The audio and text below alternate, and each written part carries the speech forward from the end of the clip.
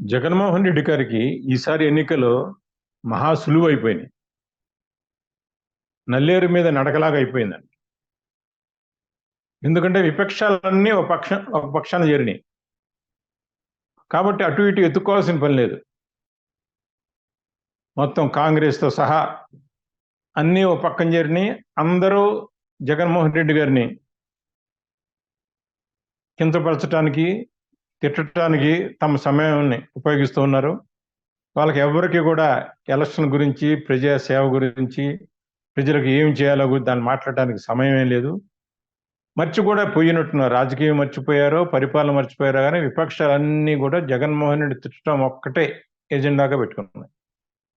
మేనిఫెస్టోస్లో చివరికి ఏమీ లేకపోతే జగన్ పెట్టిన మేనిఫెస్టోయే మళ్ళీ దానికి కొంచెం యాడ్ చేసు, లేకపోతే ఇంకొంచెం ఎక్కువ ఇస్తామని ఆల్రెడీ చెబుతున్నారు. కాబట్టి ఆ విధంగా చెప్పడం తప్పితే వాళ్ళంటూ ప్రజలకు ఏం కావాలో ఇంతవరకు తెలుసుకోలేకపోయారు.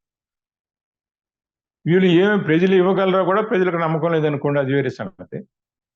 కాబట్టి ఈ పరిస్థితుల్లో చంద్రబాబు నాయుడు అమిత్ షా దగ్గరికి వెళ్ళాడు కాబట్టి అందరూ చెప్పేది ఏమిటి అంటే, బట్టలోడ తీశాడు, నుంచోబెట్టాడు చంద్రబాబు నాయుడిని. అంటే ఇంతకుముందు ఈయన చేసిన తప్పులన్నీ కూడా ఎంచి ఎదురుకుండా పెట్టి నిన్నెట్టు నమ్మాలి, ఏ విధంగా నమ్మాలా చంద్రబాబు అని అడిగినట్టు.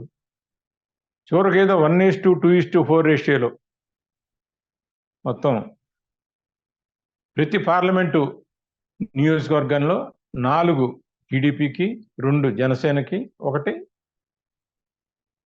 బీజేపీకి ఈ విధంగా అడిగినట్టు చివరికి మొహం ఎక్కడ పెట్టుకోవాలో తెలియక, సరే నేను ఒప్పుకున్నాడో లేదో ఒప్పుకోలేదో తెలియదు కానీ తలకాయ ఎందుకుని వచ్చేసినట్టు మనం అందరూ విన్నాం.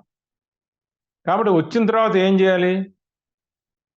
ఇంతవరకు నేను నిప్పుని, నా మీద ఏమి కేసులు లేవు అన్నవాడే కన్విన్స్ అయిపోయాడు. తన మీద కేసులు ఉన్నాయి, కేసుల మూలంగా తను జైలుకి వెళ్ళాలని తనకు తానే కన్విన్స్ అయిపోయాడు.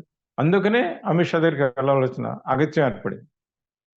లేకపోతే అమిత్ షా మీద రాళ్ళు వేసి మోడీని తిట్టి ఈరోజు నేను వెళ్ళగలిగాడంటే ఇంతకుముందులాగా వ్యవస్థలు తన చేతుల్లో లేవు, జయప్రదంగా చేయడానికి కుదిరేటట్లేదు. మరి తరం మారిపోయింది. అప్పుడు జయప్రదంగా చేసిన వాళ్ళందరూ వయసు మళ్ళీపోయింది. చంద్రబాబు నాయుడు కూడా వయసు మళ్ళీపోయింది. కాబట్టి తనకు కూడా ఎవరో దొరకట్లేదేమో జయప్రదంగా చేయడానికి. ఏది ఏమైనా ఇంతకుముందు ఉన్నంత హుషారు లేదు. ముంచుకొస్తుంటాయి నల్లటి మబ్బుల్లాగా తన మీద ఉన్న కేసులన్నీ. సరే, తననేదో రక్షిస్తాడేమో మంచి సలహాలు ఇచ్చి అనుకున్న రామోజీ, ఆ గురువింద గింజ కూడా ఈ రోజున ఇతని కంటే ఎక్కువ బ్రతులు ఇరుక్కున్నాడు. కాబట్టి అతను కూడా ఈయనకి సహాయం చేసే స్థితిలో ఏమి. తర్వాత వీళ్ళిద్దరూ కూడా ఏం చేస్తున్నారు? తమ పచ్చ ఛానల్స్ ద్వారా జగన్ తిట్టిపోస్తున్నారు, తమ అక్కసుని వెళ్ళగక్కుంటున్నారు. తప్పితే ప్రజాక్షేత్రంలో ఓట్లు ఏ విధంగా తెచ్చుకోవాలి అనే ఆలోచన కించిత్తు కూడా లేదు. ఇంతకంటే దౌర్భాగ్యం విపక్షాలకు ఏముండదు. ఆ రోజున ఎన్టీఆర్ పెట్టిన శాపం చంద్రబాబు మీద, ఈయన చేసిన కుకర్మ ఈ రోజున ఈయనకి కళ్ళ ఎదురుగుండా రిజల్ట్ కనబడతాం. ఏమీ చేయలేని పరిస్థితి. తనకంటూ సొంత మనిషి ఒక్కడు కూడా లేడు. కొడుకు కూడా ఇష్టం వచ్చినట్టు మాట్లాడుతున్నాడు.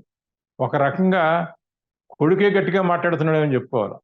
ఎందుకంటే మొన్న ఎవరో ప్రశ్నిస్తే పత్రికా విలేకరులు ఎవరో ముఖ్యమంత్రి కాబోతున్నారు అన్నప్పుడు ఏమాత్రం సంకోచించకుండా 100% చంద్రబాబు నాయుడే, దాంట్లో ఎవ్వరూ కూడా క్వశ్చన్ చేయడానికి లేదు. పవన్ కళ్యాణ్ కూడా చంద్రబాబు నాయుడే చీఫ్ మినిస్టర్ ఒప్పుకున్నాడు. కాబట్టి అది డిస్కషన్ పాయింట్ కాదు అని తగేసి చెప్పాడు. చంద్రబాబు నాయుడు ఆ విధంగా చెప్పలేకపోయాడు. కాబట్టి లోకేష్ని ఈ ఒక్క విషయంలో మెచ్చుకోవాలి. నిజం మాట్లాడాడు, గట్టిగా మాట్లాడాడు. కానీ చంద్రబాబు నాయుడుకి ఆ పరిస్థితి లేదు, గట్టిగా మాట్లాడలేకపోతున్నాడు. కులాలను రెచ్చగొట్టాడు. ఈ రోజున కమ్మవారికి కాపువారికి పెట్టాడు. కానీ వాళ్ళిద్దరూ కొట్టుకునే పరిస్థితి వచ్చింది వీళ్ళ యొక్క చేష్టల మూలంగా. పవన్ కళ్యాణ్ చేష్టల మూలంగా కాపు వాళ్ళు ఎవరు ఈయన నమ్మట్లా. ఈయన ముఖ్యమంత్రి కానప్పుడు మేము ఎందుకు ఈయనకు ఓటు వేయాలనే ప్రశ్న ఉత్పన్నమైంది, దానికి జవాబు లేదు. ఏదో హరిరామయ్య జోగిని అడ్డం పెట్టుకుని ఏదో లెటర్స్ రాపిచ్చి చంద్రబాబు నాయుడు ఒత్తిడి తీసుకొద్దాము అనుకుంటున్నాడు, కానీ అది బెడిసి కొడతా ఉంది. టీడీపీలో కోపాన్ని తెప్పిస్తూ ఉంది జనసేన మీద, అందుకనే కొట్టాట్లు జరుగుతూ ఉన్నాయి. కాబట్టి ఈ పరిస్థితుల్లో వాళ్ళని సమాధానించే శక్తి కానీ, క్యాండిడేట్స్ని చెప్పే శక్తి కానీ లేక వాళ్ళందరితోనే ఈ మధ్యన తిరుగుతున్నాడు కూడా చంద్రబాబు నాయుడు. ఎవరిని? టీడీపీ కార్యకర్తలు. మీరు పని చేయట్లేదు, ఏమీ లేదు, ఇష్టం వచ్చిన మాట్లాడుతున్నారు, మీరే నాకు చెప్పేవాళ్ళ అని. పవన్ కళ్యాణ్ది చంద్రబాబు నాయుడుది ఒకే పరిస్థితి వాళ్ళ కార్యకర్తల విషయంలో. కాబట్టి వాళ్ళకి ఏ విధంగానూ వచ్చేది కనపడటం. కాబట్టి జగన్మోహన్ రెడ్డి గారిని తిట్టడం ఒక్కటే, స్టేజ్ ఎక్కి ఏదో ఒకటి మాట్లాడాలి కాబట్టి తిట్టడం ఒకటే అస్త్రంగా ఎంచుకున్నారు. అది తిట్టగా ఏమవుతుందంటే ప్రజలకు ఏవగింపు కలుగుతాం వీళ్ళ మీద. అందుకని అది కూడా ఎదురు తిరిగి ఉన్న ఓట్లు కూడా పోయే పరిస్థితి వచ్చింది. రాఫ్తాడు సభ తరువాత ఇంకా వీళ్ళకి మాట్లాడడానికి కూడా లేదు. అంతవరకు జనాలు లేరు, ఖాళీ కుర్చీలు ఉన్నాయి జగన్మోహన్ రెడ్డి సభలో అని ఎక్కడెక్కడయో ఫోటోలు తీసి చూపించే వాళ్ళు కూడా ప్రపంచానికి అంతటికీ తెలిసిపోయేటప్పటికీ జగన్మోహన్ రెడ్డి చెబితే 4-5 గంటలు నుంచుని వింటున్నారు కుర్చీలు వేయకపోయినా అని తెలిసింది. ప్రపంచానికి అందరికీ తెలిసిపోయినప్పుడు ఇంకా మనం ఏం చెప్పినా నమ్మే పరిస్థితి లేదు. కాబట్టి చేష్టలుడికి పచ్చ ఛానల్స్ అన్ని మూసుకూర్చుంది. కాబట్టి ఈ రోజున చివరికి ఇటు పోతేనే జనసేన ఎట్లాగో తమ మాట వింటుంది, అది వేరే సంగతి. బీజేపీయా ఎంచుకోవాలా? ఒకవేళ కాంగ్రెస్ వస్తే కాంగ్రెస్ వెనుకొండాలా? ఎంత కర్మం పట్టిందంటే చివరికి రాజశేఖర రెడ్డి బ్రోకర్ అయిన కేవీపీ ఈయనకి ఒక రాజగురు అయిపోయాడు, రామోజీరావుతో సమానంగా. ఈ మధ్యనే ఫోటో చూసాం ఒకటి, ఆయన దగ్గరికి వెంకయ్యనాయుడు కూడా వెళ్ళి మాట్లాడాను కేవీపీ దగ్గరికి. ఇంతకంటే దరిద్రమైన రాజకీయం ఇంకా ఉండనే ఉండదు, ఇంతకంటే దగులుబాజీ రాజకీయం ఉండదు, ఇంతకంటే నీచ స్థాయి చంద్రబాబు నాయుడుకి కూడా ఉంది. కేపీ, వెంకయ్య నాయుడు, పవన్ కళ్యాణ్, షర్మిల, రుద్రరాజు, లేదా ఇంకా కమ్యూనిస్టులు ఎవరి పేర్లు కూడా మర్చిపోయామన్న కమ్యూనిస్ట్ నాయకుల పేర్లు, వీళ్ళందరినీ అడ్డం పెట్టుకుని దాంట్లో ఓట్లు సంపాదించడం అనుకుంటే చివరికి జగన్మోహన్ రెడ్డి చెప్పినట్టుగా 175కి 175 పోతాయేమో చేతిలో నుంచి అనిపిస్తాం. తను ఒక చోట నుంచోవాలో 2 చోట్ల నుంచోవాలో తెలియదు.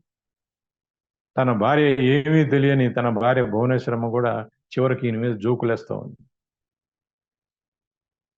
కాబట్టి ఈ పరిస్థితిలో చంద్రబాబు నాయుడు పరిస్థితి తనకు ముందే తెలిసిపోతుంది ఓడిపోతున్నానని. ఈసారి ఓడిపోయిన తర్వాత ఏ నెపం మోపడానికి ప్రయత్నిస్తాడో, కానీ అసలు ప్రయత్నించడానికి ఈయన ఎక్కడ ఉంటాడో తెలియదు, ఏ స్థాయిలో ఉంటాడో తెలియదు. కులాలను రెచ్చగొడితే కులాలన్నీ కూడా ఎదురు తిరుగుతున్నాయి. ఈ రోజున ఎవ్వరికి ఏ విధమైన సాయం చేయలేకపోయాడు. రాజధాని రైతులను ముంచాడు. 3 రాజధానుల్లో ఎందుకు వద్దో చెప్పలేకపోయాడు ప్రజలకి. అన్నిటిలో ఫెయిల్ అయిన చంద్రబాబు నాయుడు ఎలక్షన్ నోటిఫికేషన్ ముందే చేతులు ఎత్తేసాడు అనుకో. నమస్కారం.